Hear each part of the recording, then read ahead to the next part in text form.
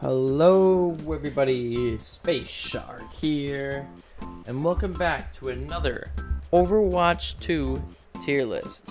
So, Season 3 started about a week and a half ago, and what better or more perfect time than to release an early season tier list of where I see all these heroes and where they're going to fall into place. So, I am not a pro player, nor do I claim to be. I am a platinum in every rank besides tank right now. I believe I'm a gold. So take what I say with a grain of salt.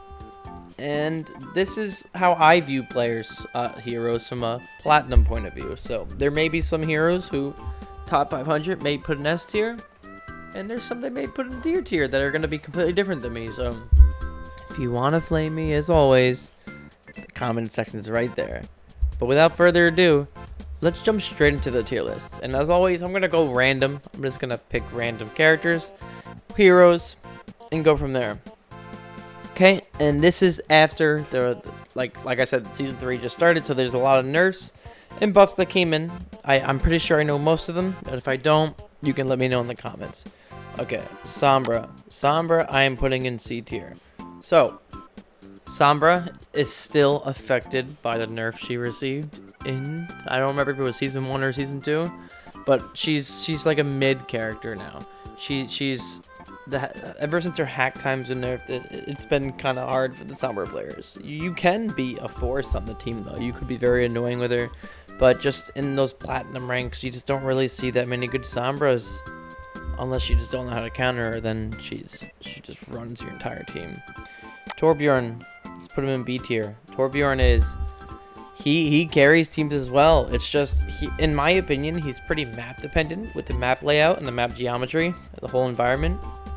So, Torb, you gotta know your maps, you gotta know your placements, you gotta know your elevations, your high grounds. But there's a lot of win tricks out there who, kind of like how I said about Sombra, carry teams. So, but from platinum point of view, I'll put him in B. There's a chance I will move him up to A, but right now he's in B tier. Reinhardt, A tier. This may surprise some people. A lot of people don't think Ryan's that good in Overwatch 2 ever since the removal of the second tank.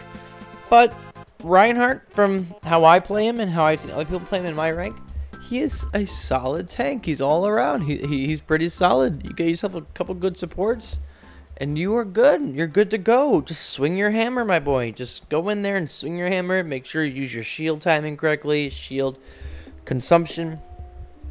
Ryan is great. He is a great decision maker, a great decision dealer. Decision dealer? What? He's really good. He's really good at protecting his team, obviously, and overall, just a very solid, probably the most all-around tank in the game right now. So Ryan, you're here in A tier. Welcome, welcome, welcome. Ramatra, right now he's in S tier. I am not a fan of this character. I think he's very oppressive.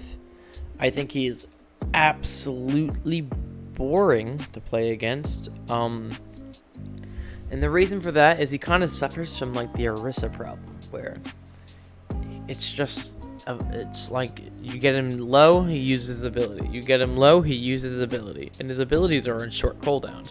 So it's just ability, nemesis mode, and it uses the thing to keep you on the ground. It's just, and then the ult.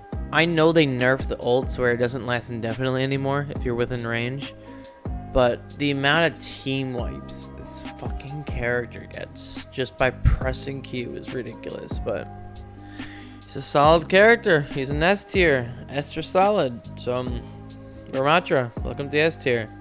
Soldier 76. Oh, I'm putting him in S tier. And the reason for that is his most recent buffs. He got a 17% reduction to his recoil. What else do I need to say? He is a pinpoint DPS, let alone the fact that he's a hit scan. He is deadly. If you are good on the sticks, you are going to dominate a soldier. So he is here in S tier. Don't at me. Mei, A tier. Now, Mei was better in Overwatch 1 with the benefit of a second tank. But she's a tank in her own right, if you really think about it. 250 HP, I think it is. She has the ability to wall off enemies and separate them, isolate certain members of the enemy team. and doing so makes her a travesty to play against. You know, she's a pain to play against when you got a good Mei who knows her map geometry. So, for my platinum opinion, Mei goes in A tier. Let's take Baptiste and throw him in B. I think Baptiste was better in the beginning of this game. Now that people are realizing how good other support heroes are, I think he's falling down the list. Now, Baptiste has a very high skill ceiling. So, when you reach that skill ceiling, he's probably the best support in the game. But, like I said, this is a medal rank, so silver, gold, platinum range. You just don't see that many good supports. They're always throwing down the immortality field early. Always doing it to save themselves and not their team. Very greedy. Have him in B tier. Mercy, C tier. Mercy was originally going to be in B, but ever since her nerfs, her movement nerfs, her healing nerfs, God, man, they really did Mercy dirty in this update. For anyone who doesn't know, they made it harder for her to do her movement abilities, and after doing said movement abilities, she has a speed reduction for a couple of seconds. Her Guardian Angel ability, which lets you fly to people, now is on a longer cooldown. And they removed her healing passive, so Mercy no longer heals on her own over a period of time. She has to heal someone to be healed. People complain and they get their way, so Mercy's over here in C tier. Moira is a C tier. Moiras aren't too hard to deal with. They're just more annoying than anything. If you really want to counter a Moira, just commit to fighting her, make her use her fade, her movement ability, and then you're pretty much good. You're good. You just need to get her abilities out, and then she's a sitting duck. But I've seen pretty good Moiras that carry game too, you know. It's just the DPS Moiras that are kind of throwing in the middle ranks right now, but Moira's sitting pretty good here at C tier. Ana is a tier. I want to put her S, but she's one of my mains, but you know, she's a sitting duck unless you are really good with your you know what, man, she'll go S tier. Ana, the grandmother we all love, S tier support hero, has ADS when you, has hit scan when you're ADSing, and she's projectile when she's hip fire. She's very, very, very versatile. Has probably the best support abilities in the game. I couldn't put her in A tier. She is an S tier grandma, a gilf. This video is now demonetized because I said that. Now, let's move on. Ana, S tier. Brigitte is a D tier hero. So not only is she bad to play, it's hard to get value out of her unless you're like literally in the front line. So not only is she bad, but she's very boring to play. And she has been very boring to play since her release in Overwatch 1. Not only that, she is the reason we had the GOATS meta, was because of Brigitte, however you say the name. Brigitte, D tier. You know, wish she'd get she has a rework coming, apparently, but D tier. Ult, pretty solid though. Sigma, we are going to go S tier. Sigma is solid in this season. Sigma is probably the most versatile tank, I would say. He has shield, he has he has a ranged attack, he has a really far range ability, he has a shield, he can move and place wherever he wants, and his buy-it up grasp is second to none. It is a huge counter to any high puts of damage like Bastion. He is an absolute menace when you're facing a Bastion. Sigma can pretty much one-on-one most heroes as long as you can aim your rock and your orbs. But other than that, that's enough said. Sigma, S tier. Reaper, A tier. Reaper falls into the A tier because of his high damage output and his insanely quick and insanely smart movement abilities. He has one of the stronger ultimates in the game right now, as long as you don't telegraph it to the enemies and just fucking walk right into them. Jump on top of them from above, and you'll be solid. Reaper, play him as an assassin. Stop playing him up close, man. Flank. Get those kills on those supports, and then work on the tank. He is a tank buster after all. Reaper, A tier. Hammond, A tier. A lot of Hammonds recently. A lot of Wrecking Balls recently. And that's because of his buff. What was his buff, you ask? I don't know, because I don't play Hammond. I don't play Wrecking Ball. I wish I knew, but he's been kicking my ass in comp lately. So, if you know, let me know in the comments. Sorry to make this one so short, but Wrecking Ball, A tier. Genji, he is a C tier. Genji is kind of a pain in the ass to deal with, like the Sombra and the Torb I talked about before. But ever since his passive was removed, he just hasn't been the same. It's just a running joke now that just to nerf Genji, you know? Oh, Sojourn's really powerful? Okay, let's nerf Genji, you know? Oh, what's that? Hanzo's movement abilities are too good? Okay, just nerf Genji. It's a running joke that needs to stop. Genji, C tier. Sojourn, B tier. What? Sojourn and B tier? And not as... Yeah, like I said, this is a platinum tier list. So, you're not going to find a lot of good... aimers? Is that a good word to say? A lot of good players. You'll find players that are better than decent players in platinum.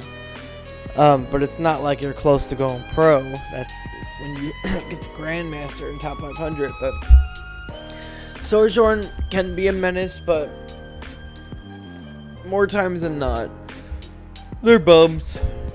Only in the top. I'm yawning. I'm tired. I'm sorry. It's really early Sunday morning. Yeah, Sojourn's really only powerful in top 500, so I have her here in B. Let's go Tracer. Tracer's an A tier hero right now. Tracer, in my opinion, is the second best flanking hero in the game right now. The only person I would put above her is Reaper, of course. Move some things around.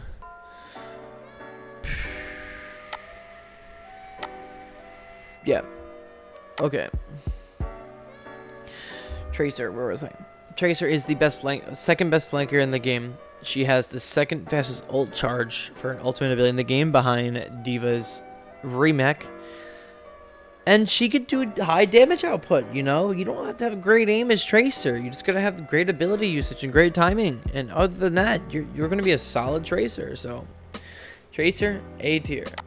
Ashe, A tier. Ashe is probably just as easy to play as Soldier 76, and it shows. The amount of times I get cross-mapped by this girl, man, I can't. Her ADS, pinpoint. Her hip fire, it is somewhat pinpoint. Her coach gun gives great versatility for movement and great damage. Bro, her dynamite, say less, man. That shit burns you forever. I've been hit with it so many times. I'm losing health, ready to hit 0, and I'm just waiting for it to stop, and it doesn't. I die from it.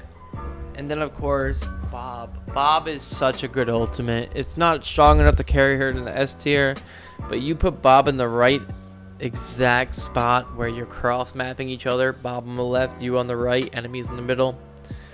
Or you use him to contest a point. She's an all-around pick. Bastion, put him in B tier. A lot of people think Bastion is stronger in this game. I still don't think so. I think Bastion was still stronger in the first game, even without his movement ability. But Bastion, he's fun. He's definitely more fun to play in this game. He can be a menace, but he is so easily countered. Guys, if you're losing to Bastions in every game, you guys gotta work something out. You gotta talk to your team. You gotta switch, okay? Because you shouldn't be losing to Bastion. Okay. B tier for Bastion. B for Bastion. Pharah, we're gonna put it in C tier. Pharah isn't as strong anymore. Pharah and Mercy have always been intertwined. And because of nerfs to Mercy, you're also gonna see a lot of nerfs to Pharah, because they rely on each other. That's really one of the few situations where Pharah carries, is with a Mercy, especially on console. But Pharah lane over here in the C tier. Cassidy, he's D. Cassidy isn't that good. He has no great movement abilities, and his role isn't a movement ability, so don't at me on that. It is a reload ability. Man, his ult takes way too long. He's easily killed in it, even with the damage reduction. And he just, you could flank with him and all, but you ain't gonna really get much done with Cassidy. unless you're going for the shoot and sticky grenade, which is bullshit. But yeah, Cassidy D tier, Zenyatta B tier. Zen is a very, very versatile support hero, but comes with the negatives and cons of also being a glass cannon. I said this hundreds of times. He is so easily killed. He relies entirely on positioning. So without that, you're wasting your time playing Zen. So Zen's going to sit here in the B tier. Junker Queen, C tier. Junker Queen was a menace in the Overwatch beta.